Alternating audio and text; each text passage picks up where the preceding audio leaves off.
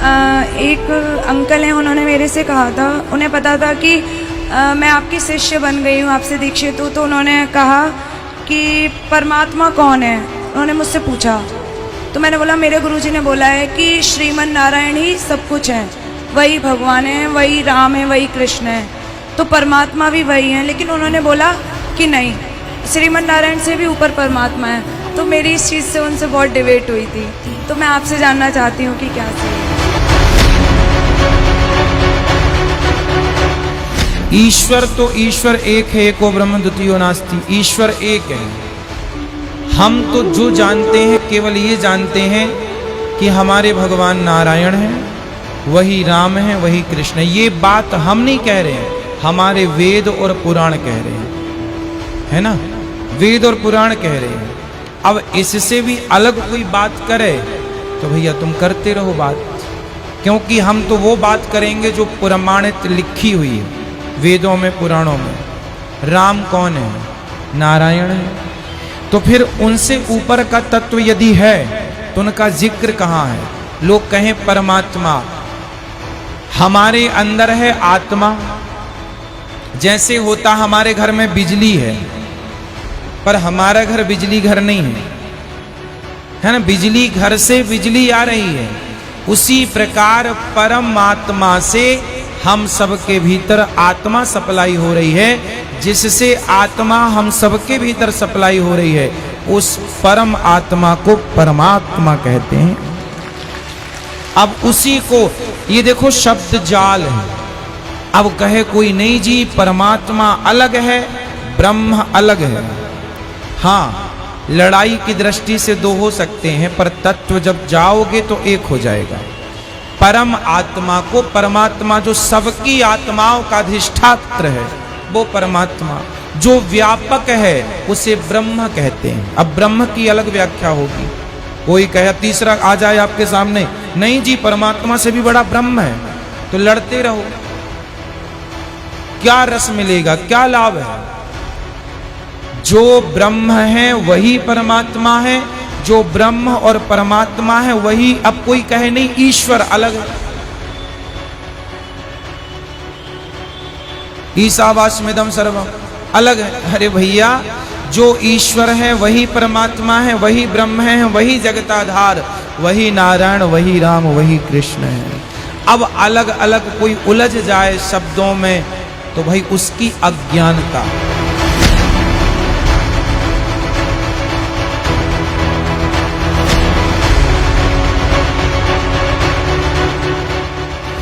हे अनिरुद्धाचार्य जी, कृपया सुनो सत्संग संत रामपाल जी महाराज का, तथा देखो प्रमाण वेद तथा गीता में श्री ब्रह्मा, श्री विष्णु जी तथा श्री शिव जी से ऊपर अन्य प्रभु परम अक्षर ब्रह्म है।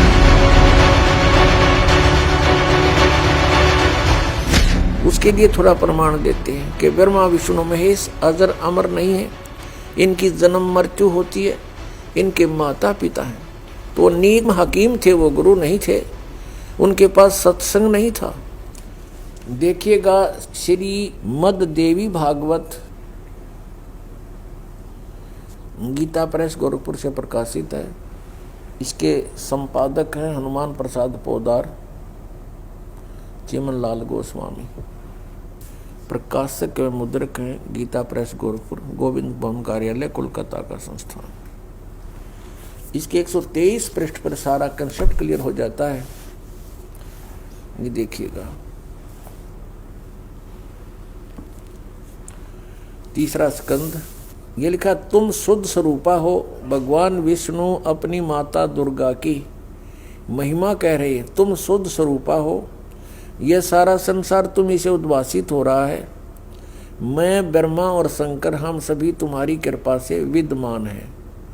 हमारा आविर्भाव माने जन्म और तिरोभाव माने मृत्यु हुआ करता है। हमारा जन्म और मृत्यु होता है, केवल तुम ही नित्य हो, जगत जननी हो, प्रकृति और सनातनी देवी हो। स्पष्ट हो गया, ब्रह्मा विष्णु महेश का जन्म मृत्यु होता है, यह अविनाशी नहीं है। और दुर्गा को प्रकृति भी कहते हैं, ये भी याद रखना। भगवान शंकर बोले, देवी यदि महाभाग विष्णु तुम्ही से प्रकट हुए हैं तो उनके बाद उत्पन्न होने वाले ब्रह्मा भी तुम्हारे बालक हुए। फिर मैं तमोगुणी लीला करने वाला शंकर क्या तुम्हारी संतान नहीं हुआ? अर्थात मुझे भी उत्पन्न करने वाली तुम ही हो शिवे। संपूर्ण संसार की सृष्टि करने में तुम बड़ी चतुर हो।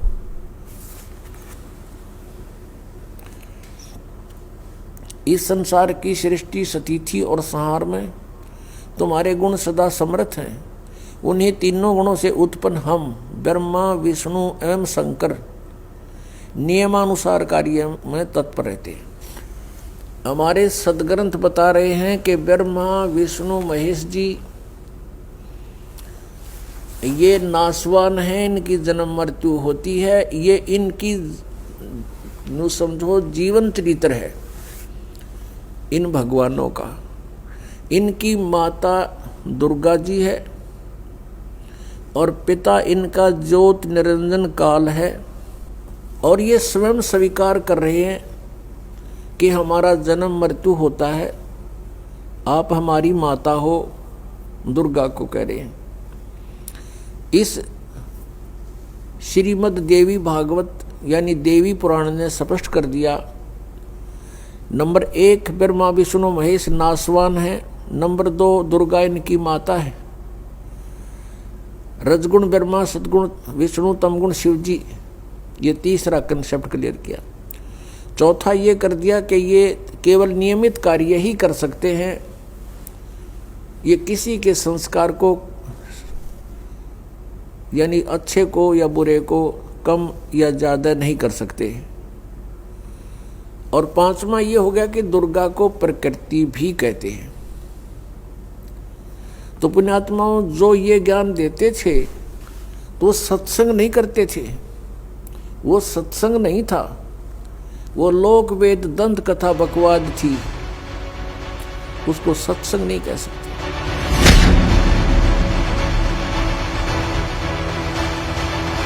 तो ये कह देना कि ब्रह्मा विष्णु ये भगवान नहीं हैं और हम इनकी पूजा करते थे, यदि इतना ही कह के छोड़ दिया और कोई पुण्यात्मा इस प्रकरण को कहीं सीडी या कहीं टीवी चैनल पर सुन रहा हो तो वो वहीं पर टीवी बंद कर देगा। लेकिन अब ये प्रमाण दास दिखाएगा तो वो टीवी बंद नहीं करेगा, 1-2 को और भी बुला लेगा कि आ जाओ सत्संग आज सुनने को मिला मुझे। अपने आत्मा दास के सत्संग में मुख्य तौर पर 3 ब्रह्म होते हैं, 3 ब्रह्म यानी 3 प्रभु, 3 पुरुष। एक सरब्रह्म, एक अक्षर ब्रह्म, एक परम अक्षर ब्रह्म। दूसरे शब्दों में एक सरपुरुष, एक अक्षर पुरुष और एक परम अक्षर पुरुष। तीसरे शब्दों में ईश्वर परमेश्वर। ये 3 मुख्य प्रभु हैं। मुख्य तो वैसे एक है, लेकिन हमारे सदग्रंथों में जो विशेष ज्ञान दिया है इन तीनों के विषय में। और इसके पश्चात 3 प्रभु और माने हैं, रजगुण श्री ब्रह्मा जी, सतगुण श्री विष्णु जी और तमगुण श्री शंकर जी। और आदि शक्ति प्रकृति देवी ये दुर्गा है। इनके बाद फिर बहुत से देवता हैं जो भगवान की भक्ति करके ही कुछ उन्होंने अपने टायर में हवा भर ली, यानी परमात्मा की कुछ भक्ति संग्रहित करके, और वो कुछ सिद्धि युक्त हो करके अन्य प्राणियों से श्रेष्ठ बने दिखाई देते हैं, वो भी देवता हैं। यानी श्री ब्रह्मा जी रजगुण, श्री विष्णु सतगुण, श्री शिव जी तमोगुण, ये अन्य देवताओं में हैं। और ये हमारे इस तत्व ज्ञान के अंदर मुख्य तौर पर प्रभु नहीं गिने जाते। दूसरे शब्दों में दास कहे कि ये भगवान नहीं है, ये ईश नहीं है, स्वामी नहीं है, भगवान नहीं है। तो ये बात जनसाधारण के गले उतरे नहीं, विशेषकर पवित्र हिंदू समाज के पुण्यकर्मी प्राणियों के, क्योंकि हमारे धर्मगुरुओं ने हमें उल्टा पाठ पढ़ा दिया और एक दिन से नहीं हजारों वर्षों से यही पाठ हम सुनते आ रहे हैं कि ब्रह्मा विष्णु महेश सर्वेश्वर हैं, इनका कोई जन्म मृत्यु नहीं होता, इनकी कोई माता पिता नहीं है, ये स्वयंभू है। तो जिस कारण से दास ने ये शब्द बोल दिया कि ये भगवान नहीं है, ये बात एक बहुत विवादप्रस्त हो जाएगी यदि प्रमाण नहीं दिखाया गया। तो आपको प्रमाण दिखाते हैं। एक समय इस शिवपुराण के अंदर लिखा है, पवित्र शिवपुराण के अंदर, कि श्री ब्रह्मा जी रजगुण और श्री विष्णु जी सतगुण का आपस में विवाद हो गया, झगड़ा हो गया। ब्रह्मा जी कहते हैं कि मैं सबका उत्पत्ति करता हूं, विष्णु तो मेरा पुत्र है। विष्णु जी कहते हैं तू मेरी नाभि कमल से उत्पन्न हुआ है, तू मेरा पुत्र है। वो कहता मैं तेरा बाप, वो कहता मैं तेरा बाप। दोनों का युद्ध हो गया। उस युद्ध की शांति के लिए इस काल भगवान ने, जो इनका पिता है, जिसको ये सदाशिव कहते हैं पौराणिक, और ये हिंदू धर्म के गुरु जी, उस सदाशिव ने इनके बीच में एक स्तंभ खड़ा कर दिया, तेजों में पिलर, बहुत लंबा चौड़ा लिंग स्तंभ। तो ये लड़ना तो भूल गए, उसके और छोर को खोजने में लग गए। जब दोनों असफल रहे तो फिर वो सदाशिव, जो इनका पिता है ब्रह्मा जी विष्णु जी शिव जी का, वो शिव रूप धारण करके वहां खड़ा हो गया। फिर उनको ज्ञान बताने लगा, कहने लगा कि तुम अपने आप को भगवान मान बैठे, तुम भगवान नहीं हो, यू आर नॉट गॉड। अपना आत्मा दास का है तो विदग्ध इनके इतिहास बताते हैं तो आपको स्वीकार्य होगा। ये देखिए, ये है श्री शिव महापुराण हिंदी टीका सहित भाग 1। श्री शिव महापुराण विद्या अवरिधि पंडित ज्वाला प्रसाद जी मिश्र कृत हिंदी टीका सहित, खेमराज श्री कृष्णदास प्रकाशन मुंबई, इतने यहां से प्रकाशित है। हम इसके ये देखिएगा, इसके प्रश्न नंबर 11 से हम शुरू करेंगे। ये है विद्वेश्वर संहिता भाग 1 छठा अध्याय। नंदी केश्वर बोले, हे योगींद्र, आगे एक समय विष्णु भगवान शेष सैया पर अपने गरुड़ आदि पार्षदों से संयुक्त लक्ष्मी सहित शयन करते थे। उस समय ब्रह्म ज्ञानियों में श्रेष्ठ ब्रह्मा जी, अब यहाँ के ही से ब्रह्म ज्ञानी है, देखियो, अपनी इच्छा से ही वहां आए। सब प्रकार सुंदर सेज पर शयन करते हुए कमल लोचन विष्णु जी से पूछने लगे, तुम कौन हो जो मुझे देखकर अभिमानी पुरुष के समान शयन करते हो? हे वत्स, हे बेटा। ब्रह्मा जी कह रहे हैं विष्णु जी को, हे वत्स, हे बेटा, उठो, देखो मैं तुम्हारा स्वामी आया हूं, तेरा मालिक आया हूं। आए हुए गुरु को देखकर जो अभिमान करता है, उस द्रोही मूड का प्रायश्चित होना उचित है। यह सुनकर विष्णु जी के अंतर में तो क्रोध हुआ, अंदर तो बड़ा गुस्सा आया, पर ऊपर तो शांत बने रहे, परंतु बाहर से शांत रहे और बोले, हे वत्स, हे बेटा, तुम्हारा मंगल हो, बैठो, इस आसन पर विराजमान हो। अब विष्णु जी कहे, उसने ब्रह्मा जी को कहा, जा बेटा बैठ जा। इस समय तुम्हारा नेत्र कुटिल और मुख वक्र यानी टेढ़ा क्यों हो रहा? गुस्से में हो रहा था ब्रह्मा जी। ब्रह्मा जी बोले, हे वत्स, हे बेटा विष्णु, तुमको समय के प्रभाव से अभिमान है। हे पुत्र, मैं तुम्हारा रक्षक और जगत का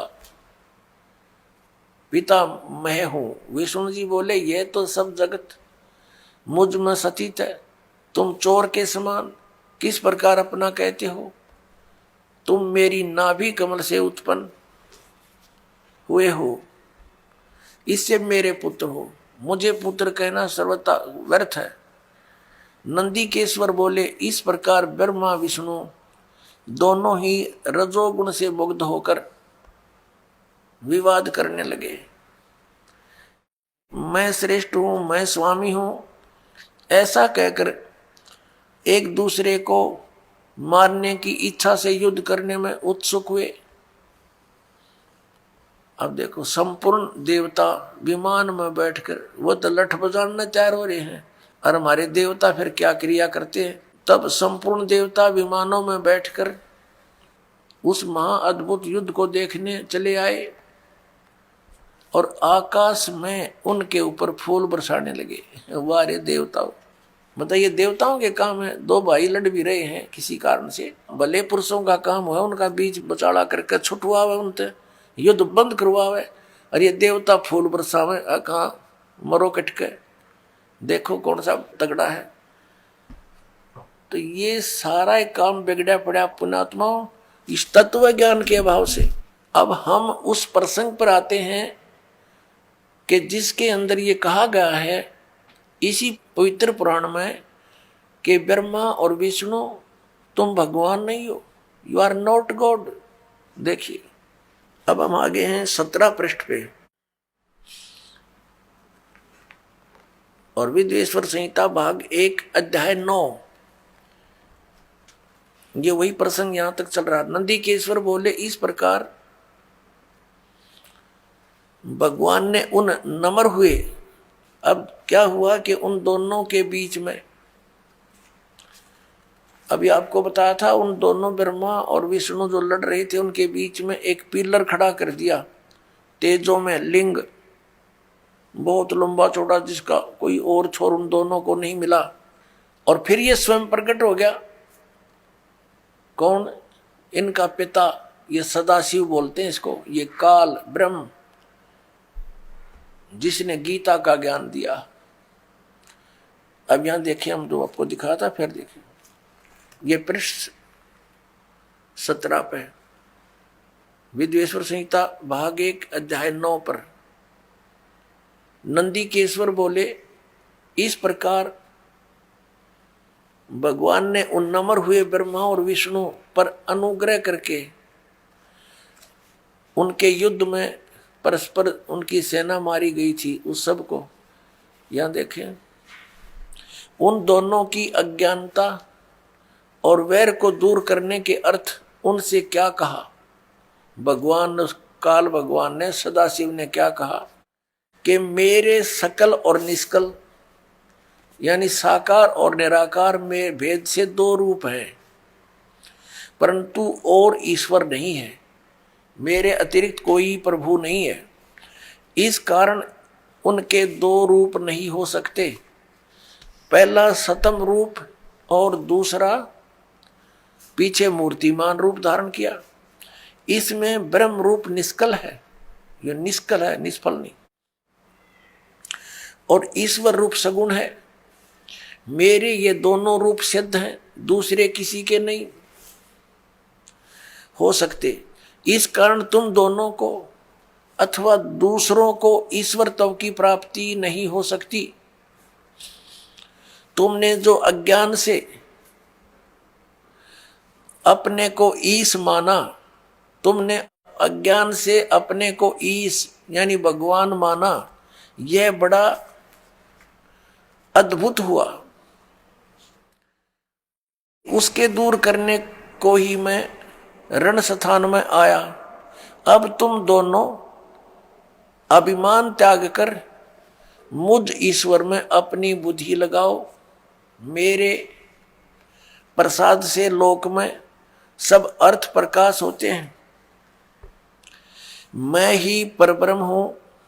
अब ये काल बोल रहा है, अब यहां विचलित कर रहा है इनको। मैं ही परब्रह्म हूं, मेरा ही कल अकल रूप है।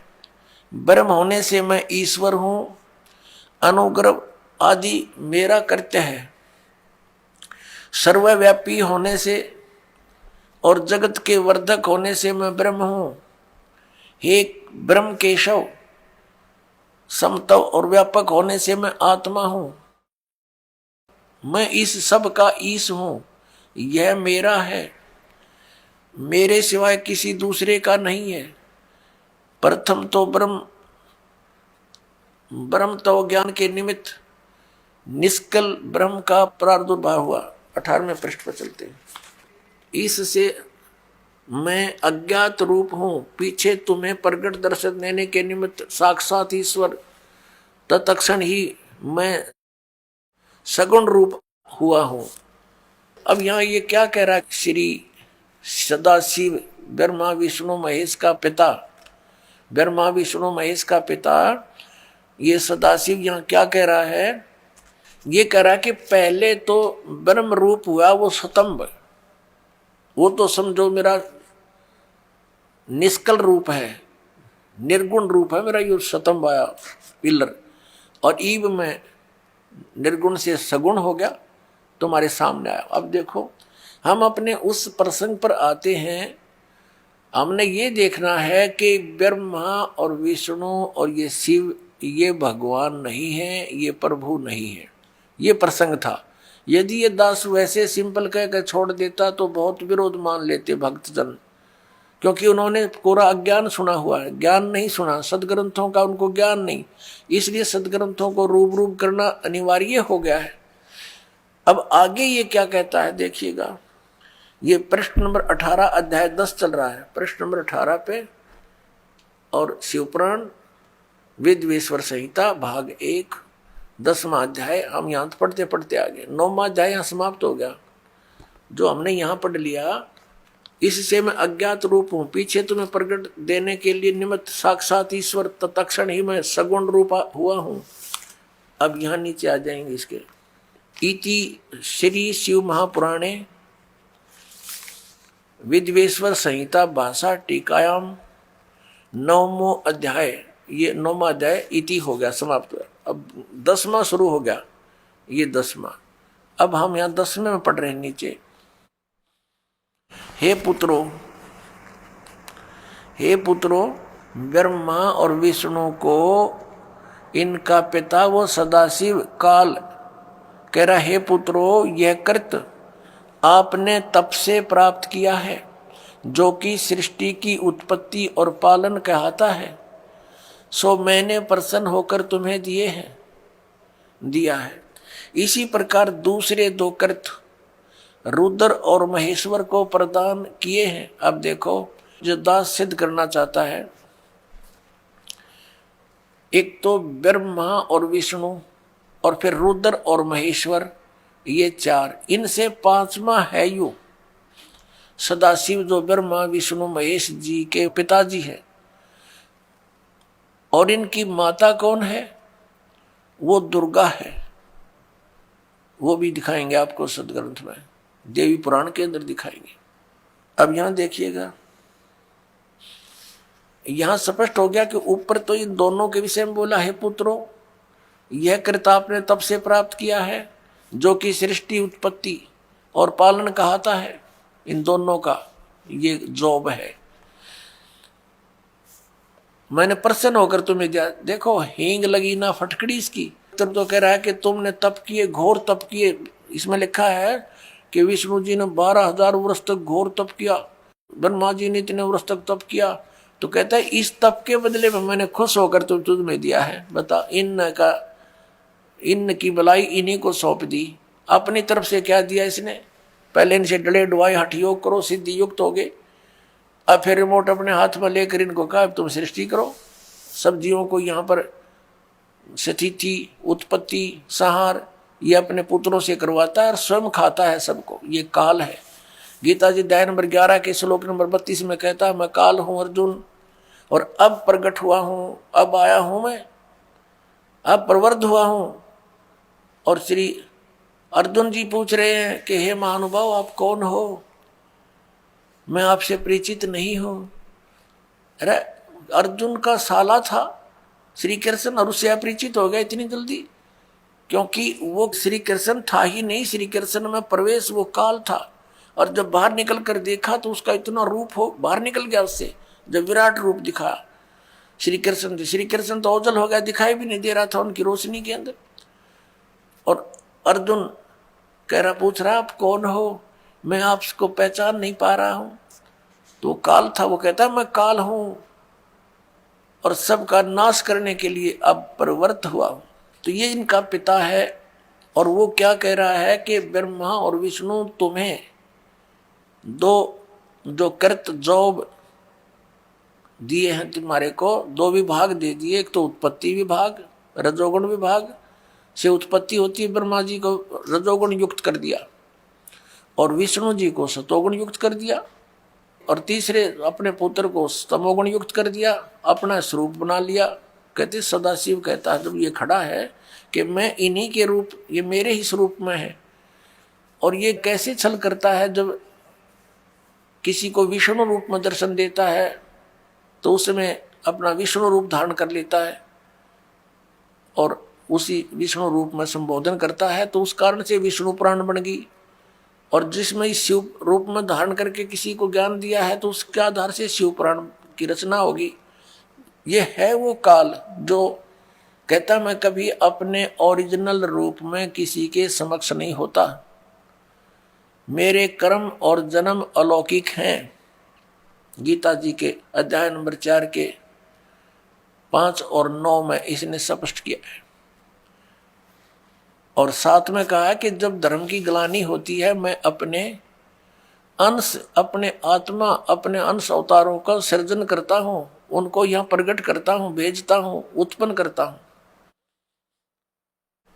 जैसे श्री राम, श्री कृष्ण आदि। अब देखिएगा नीचे, अब ये दास दो सिद्ध करना चाहता है कि दो तो ये ब्रह्मा और विष्णु हो गए, इस प्रकार दूसरे दो कृत रुद्र और महेश्वर को प्रदान किए हैं। दो अच्छा 4 हो गए ना, एक रुद्र एक महेश्वर और 5वां यू बोलने लग रहा। अब आगे हम चलते हैं, ये प्रमाणित करते हैं। ये देखिएगा यहां पर, ये प्रश्न नंबर 19 है।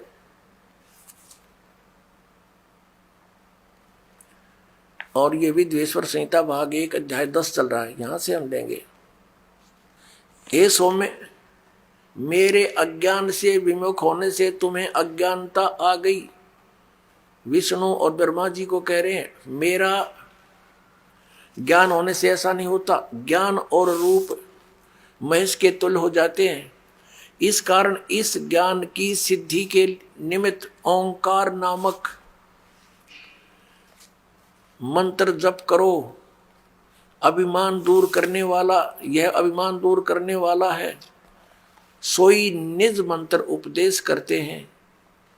यह ओंकार मेरे मुख से उत्पन्न होने से मेरे ही रूप का बोधक है, यानी ब्रह्म का, और महामंगल करने वाला है। यह वाचक है, मैं वाच्य हूं। यह मंत्र मेरा आत्मा है कि उसके स्मरण से मेरा स्मरण होता है। उत्तर की ओर मुख से आकार का, इसका बहुत वर्ण दे रखा है। पश्चिम के मुख से उकार का, दक्षिण के मुख से मकार का, पूर्व के मुख से बिंदु का और मध्य के मुख से नाद उत्पन्न हुआ है। इस प्रकार 5 प्रकार से यह निर्गत हुआ, सब एक होकर ओम ऐसा एक अक्षर हो जाता है। ओम ऐसा एक अक्षर हो जाता है। अब हम इससे इतना ही लेंगे। इस पवित्र पुराण ने हमारा बहुत सा काम हल्का कर दिया इस दास का। एक तो ये सिद्ध कर दिया कि ब्रह्मा और विष्णु और शिव और रुद्र, महेश्वर जिसको कहते हैं, ये भगवान नहीं है, ये ईश नहीं है। इसलिए दास कहता है कि 3 मुख्य रूप में दास के प्रवचनों में ये ब्रह्म समझो। एक सरब्रह्म, एक अक्षर ब्रह्म और तीसरा परम अक्षर ब्रह्म। तो पुण्यात्माओं, बिना बताए पता कैसे चले? स्वयं परमात्मा थे 120 वर्ष रह के चले गए, हम लाल की पहचान करना जानते नहीं, इस कारण से मार खाते रहे। और एक तो कहना होता है विद प्रूफ प्रूव करूंगा कि इस विषय में किसी के पास ज्ञान नहीं, किसी के पास समाधान नहीं, और कबीर जैसा भगवान नहीं, और इस परमात्मा के दास को जो प्राप्त है कबीर परमात्मा का दिया हुआ ऐसा कोई ज्ञान नहीं।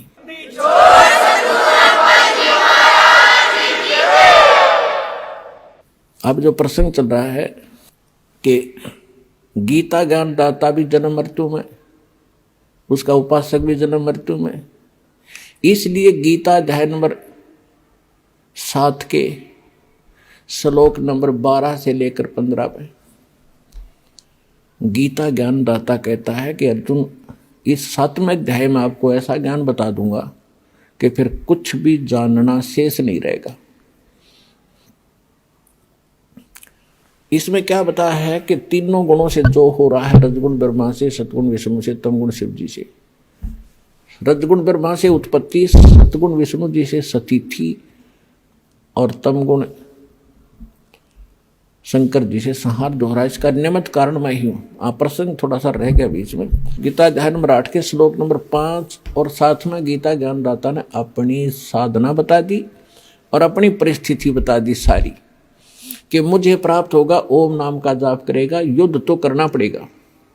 फिर 8वें अध्याय के 8, 9, 10 श्लोक में कहा है कि अर्जुन, जो उस परम अक्षर ब्रह्म की भक्ति करते हैं, उस परम दिव्य पुरुष परमात्मा परम अक्षर ब्रह्म सच्चिदानंद घन ब्रह्म की जो भक्ति करते हैं, जो उत्तम पुरुषत्व अन्य है, उसकी भक्ति जो करते हैं, वो भक्ति की कमाई के बल से, भक्ति की शक्ति से, योग बल से, योग माने भक्ति साधना। योग का अर्थ ये नहीं है कि सिर पद्म लगा कर बैठ जाए आंखें बंद करके, या ऊपर न पैर कर लिए अटपट, ये योग नहीं है। योग का अर्थ होता है जोड़, आत्मा का परमात्मा से मिलन करना, ये भक्ति क्रम कहलाता। तो योग माने भक्ति भी होती है, कि भक्ति योग के बल से, साधना के बल से, भक्ति की कमाई की शक्ति से उस परमात्मा के पास चला जाता है, और मेरी साधना करने वाला मुझे प्राप्त होता है। अब उस परमात्मा की भक्ति का उन्होंने मंत्र बता दिया 17वें अध्याय के 23वें श्लोक में, सांकेतिक। ओम तत् सत इति निर्देश ब्रह्मण तिर्विद समर्थ है, यानी सच्चिदानंद घन ब्रह्म के पाने का 3 मंत्र का जाप है, नथिंग एल्स, इसके अतिरिक्त कुछ नहीं।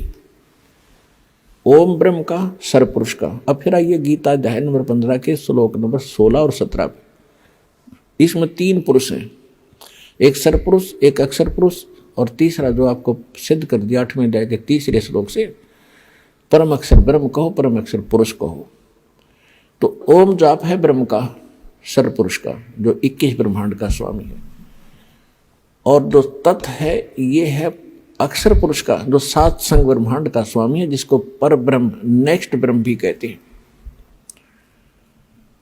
ये सांकेतिक है, ये इस दास के पास है, कोड वर्ड है ये, और सत भी कोड वर्ड है, सांकेतिक शब्द है।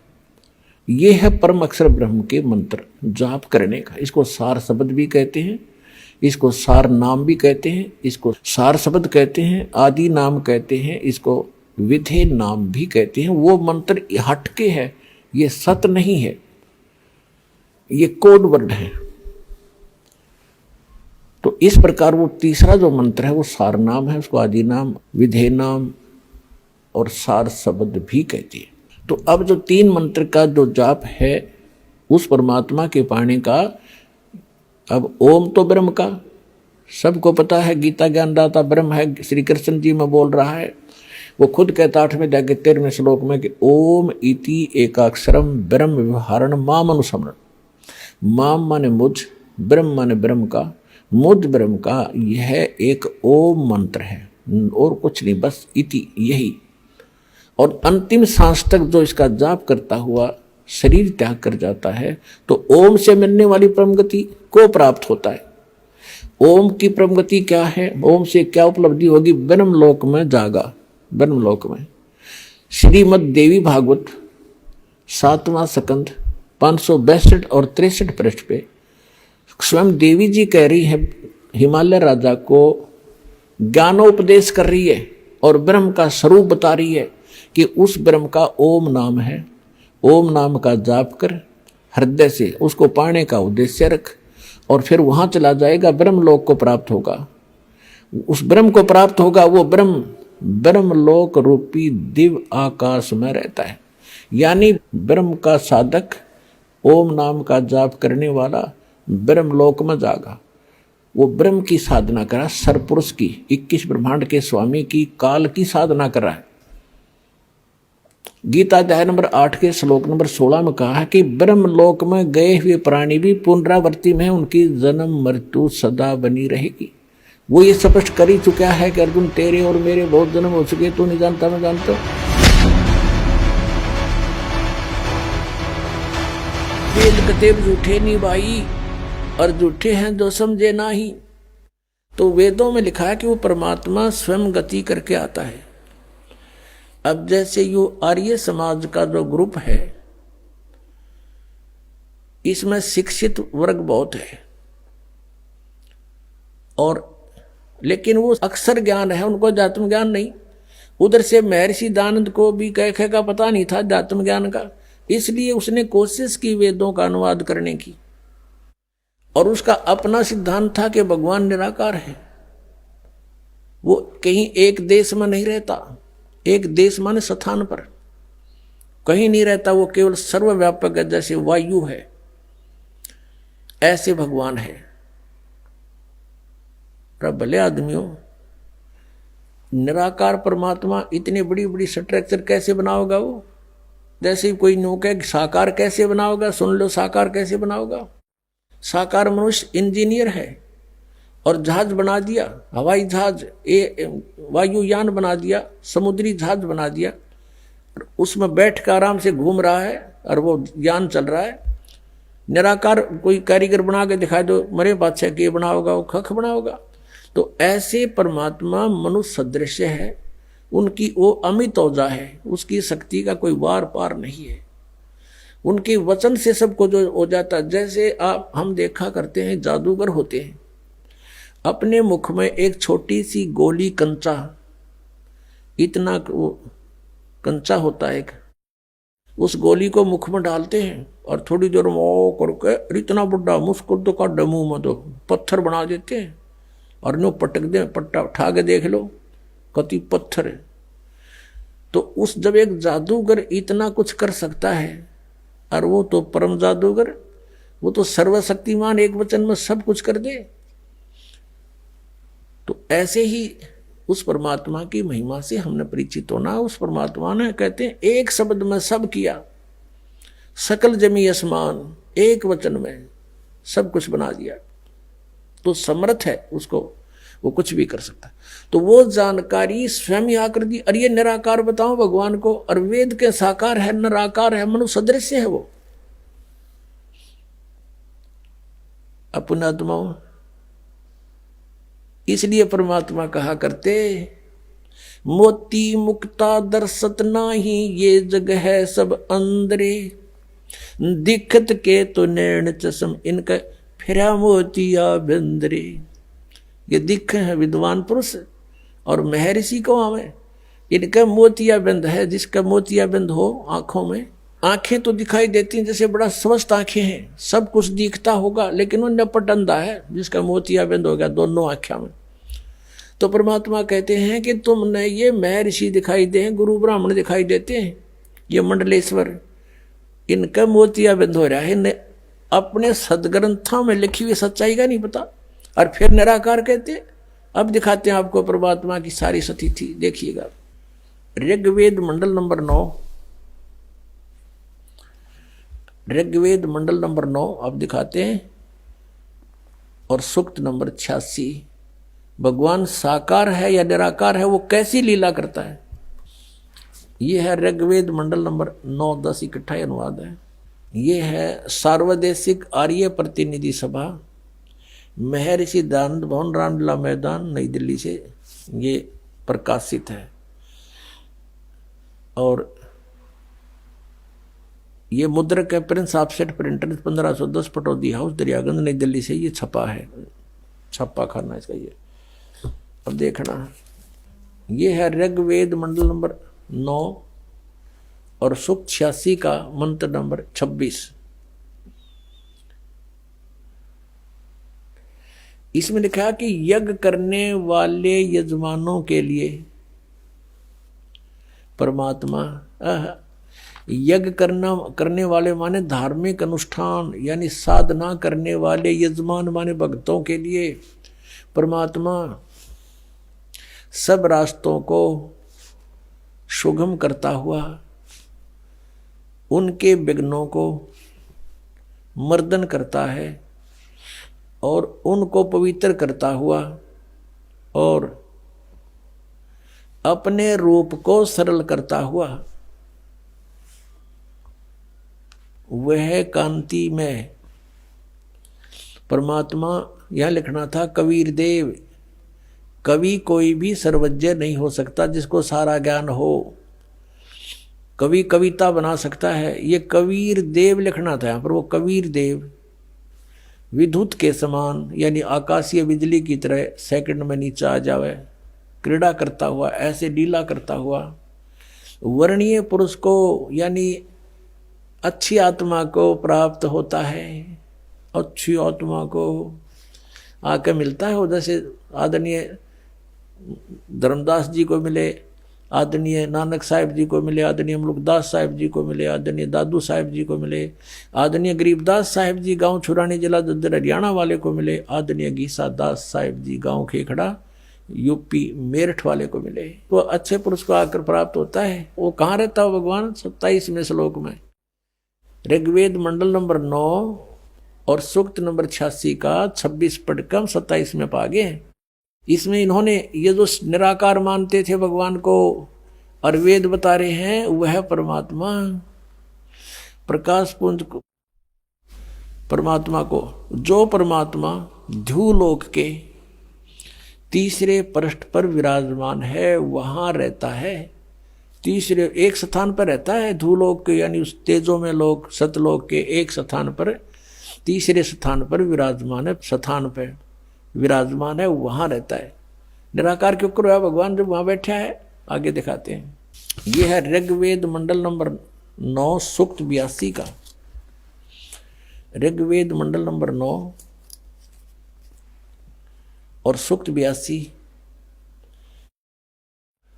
और यहां देखें ये है 82वां, 81वां समाप्त हुआ, ये 82वां शुरू हो जाता है। इसका प्रथम मंत्र इसमें लिखा है कि जो सर्वोत्पादक प्रभु, सबकी उत्पत्ति करने वाला परमेश्वर प्रकाश रूप है। इसका अर्थ है वो तेजो में रूप साकार है, सद्गुणों की वृष्टि करने वाला, पापों का हरण करने वाला, पाप नाश करने वाला, पाप अक्षमा करने वाला है। वह राजेव, राजा के समान, राजेव इसका अर्थ है राजा के समान आगे लिखा है। ये देखना, ये 269 पृष्ठ पर पढ़ रहे हैं। कोई भ्रमत कर देगा कि दूसरा पृष्ठ दिखा दिया होगा। ये 270 दिखाऊंगा। ये देखो 270 यहाँ लिखा है। 82 का पल्ला पढ़ रहे हैं, 82 का 9 के 82 का। राजा के समान दर्शनीय है, वो देखने जोगा है, विजिबल है, वो साकार है। राजा की तरह तो मनुष्य जैसा ही हुआ। और वह पृथ्वी आदि लोक लोकांतरों के चारों ओर शब्दमान हो रहा है। वह वर्णीय पुरुष को, वर्णीय माने अच्छी आत्मा को, श्रेष्ठ पुरुष को, जो दृढ़ भक्त है, जो दृढ़ भक्त है उसको पवित्र करता हुआ प्राप्त होता है। जैसे आदरणीय धर्मदास साहिब जी को जो दृढ़ भक्त थे उसके बाद डगमग नीवे आदरणीय मुलुकदास साहिब जी को, आदरणीय दादू दास साहिब जी को, आदरणीय गरीबदास साहिब जी गांव छुड़ानी जिला दद्दर हरियाणा वाले को, और आदरणीय गीसा दास साहिब जी को गांव खेखड़ा मेरठ यूपी वाले को, ये दृढ़ भक्त आज तक डगमग नहीं हुए, दुनिया को हिला के रख दिया इन्होंने। इनको भगवान में ले आकर के को पवित्र करता हुआ प्राप्त होता है वर्णीय पुरुष, अच्छी आत्मा को। जिस प्रकार विद्युत माने आकाशीय बिजली स्नेह वाले स्थानों को आधार बनाकर प्राप्त होता है। देखो कितना स्पष्ट किया इन्होंने। ऋग्वेद मंडल नंबर 9 और सूक्त नंबर 81 में कति कंसेप्ट क्लियर कर दिया कि वो परमात्मा राजा की तरह देखने जोगा है। राजा का अर्थ है कि वो शक्तिशाली होता है, मनुष्य सदृश ही है, राजा के समान है और साकार है, देखने जोगा है। और वो अच्छी आत्मा को वहां से चलकर आकर मिलता है ये, और जो दृढ़ भक्त होते हैं उनको मिलता है, अन्य को नहीं। जैसे आकाश की बिजली, आकाशीय बिजली गिरती है वो किसी वस्तु पर गिरती है जहां उसका विशेष अट्रैक्शन बनता है।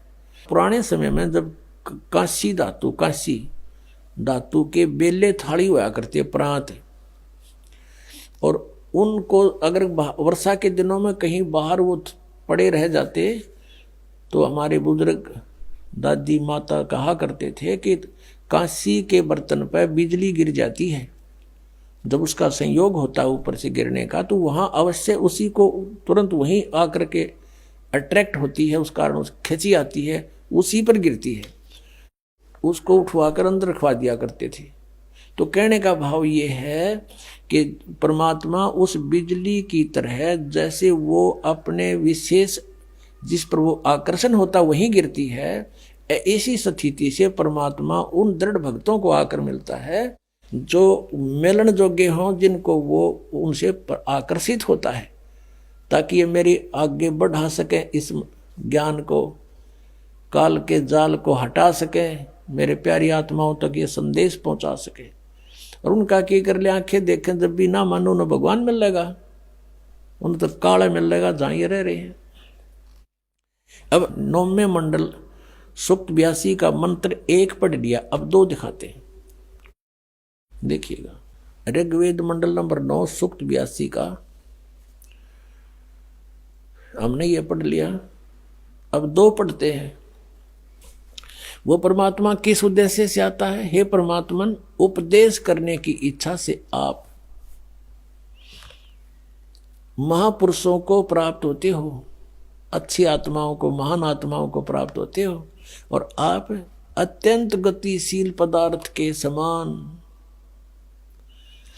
हमारे आध्यात्मिक यज्ञों को प्राप्त होते हो। यानी अत्यंत गतिशील पदार्थ के समान, यानी जैसे बिजली चलती है, बिजली जैसी गति से आप, और उपदेश करने के लिए आते हो यहाँ पर, सच्चा ज्ञान देने के लिए। आप कबीर देव हैं, आप कबीर देव, यह लिखना था, सर्वज्ञ लिख दिया, आप यहाँ लिखना था आप कबीर देव हैं। हम उसको कबीर साहब कहते हैं, आप कबीर साहब हैं, शुद्ध स्वरूप है। अब जैसे ये अभी आपको दिखा था, जहाँ यजु लिखा हो तो यजुर्वेद लिखना पड़ेगा वहां पर, वो इन्होंने किया भी है। महर्षि दानंद ने यजुर्वेद के 36वें अध्याय के प्रथम मंत्र में यजु का अर्थ यजुर्वेद किया है, तो यहाँ लिखना था वो कबीर देव है, वो शुद्ध स्वरूप है। हमारे पापों को हे दूर करके, हे सोम, हे अमर परमात्मा, हमको सुख दे। पुण्यात्मा, वेद पढ़े पर भेद न जाने, ये बात से पुराण 18। वेद पढ़े पर भेद न जाने, गुरु बिन काहू न पाया ज्ञाना, जो थो था छड़े मूड किसाना। गुरु बिन वेद पढ़े जो प्राणी, समझे न सार रहे अज्ञानी। ये अज्ञानी रहे, इन वेदों को पढ़ा करते, मैं ऋषि को आगे इन कक्का भी नहीं पता था।